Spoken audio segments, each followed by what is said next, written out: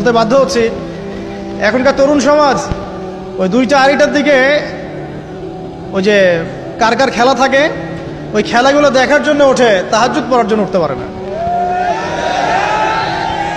অথচ আল্লাহ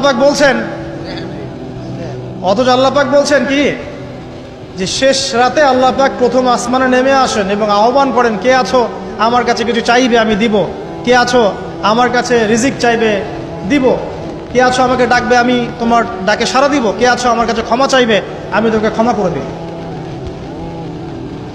প্রিয় যুবক ভাইরা, আল্লাহকে মূল্যায়ন করতে শিখুন।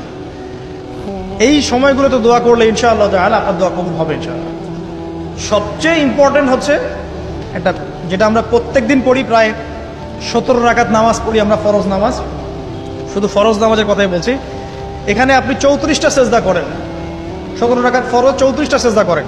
প্রত্যেক সেজদায় যদি একটা করে দোয়া করতে পারেন ইনশাআল্লাহ আল্লাহ আপনার দোয়া কবুল। দোয়া কবুল করার কিছু জায়গা বলে দিলাম, বেশি বেশি দোয়া করতে হবে।